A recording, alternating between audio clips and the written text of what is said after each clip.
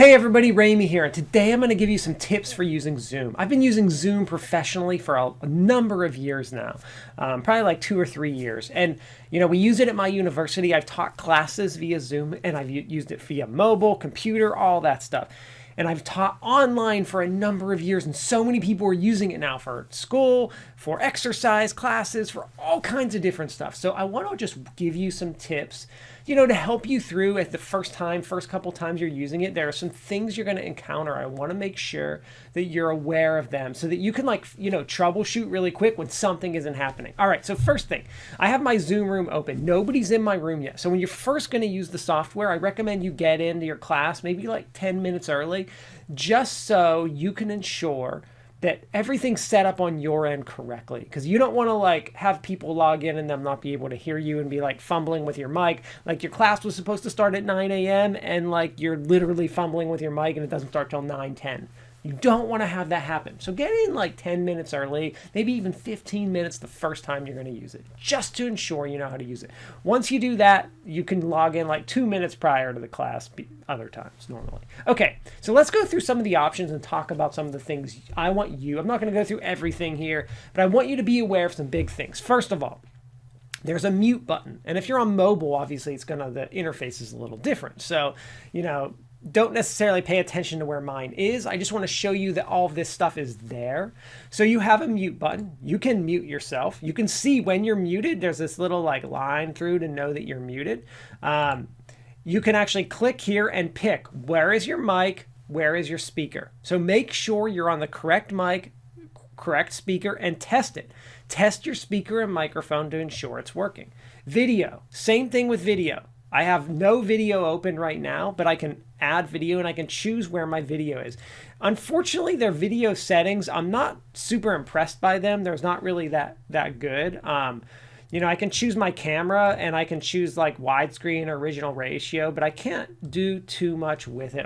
It's one of the features of Zoom I really think they need to work on, is being able to modify and control your video while you're in it. So what I actually do is I use a third-party software that allows me to modify my video in Zoom. Anyway, I'm not showing you how to do that in this.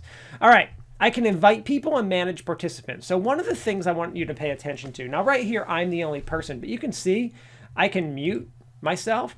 So when people log in, if someone, has music in their background and they're new to using video conferencing technology, they may not be paying attention. Instead of me asking them to please lower their mic or mute themselves, I'll probably just do it myself. I'll just go in and I'll mute them. And maybe I'll say something too. It depends on the situation and context and everything. But it's much easier that I can just go in, mute them. One thing you got to pay attention to. So let's say your users... Let's say you're hearing a lot of feedback in your sound, it sounds like a bunch of echoes and just things aren't working right. Most likely what's happening. So if a user is not using headphones and their microphone and speakers are next to each other, every time you're talking, you're going to echo in the microphone and it's going to go back and play this continuous loop.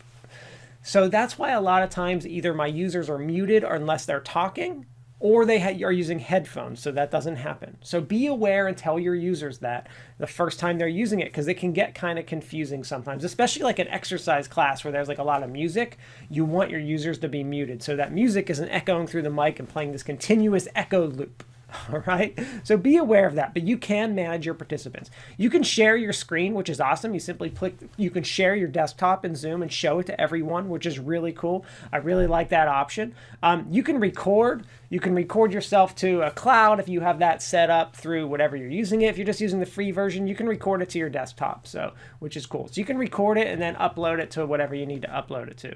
There's closed captioning options. Obviously, if you're not paying for a third-party service or typing it out yourself, you're probably not doing that. And then there's some other cool things, you can go live on YouTube and live on Facebook, assuming you have those features enabled. So that's about it. It's really, really, really simple. You know, when someone talks, they'll pop up on the screen. Do you want your users to have video? You can turn that stuff off. I do recommend, as the instructor, you know, when you're, or the facilitator, whatever, pay attention to what's happening on video. I've had some like odd cases. I've definitely had people not realize they weren't muted and like say inappropriate things by mistake. I've had people on video forget they were on video, and do some inappropriate things on the video during class. So you as the facilitator need to pay attention to that, and that's where this, you know, editing what they're doing really becomes important. So pay attention to that. Those are just some basic tips that I wanted to give you when the first time you're going to host a Zoom lesson. Honestly, it's really, really, really simple, but those are the big things. Like the audio echo is the biggest challenge that I see people run into.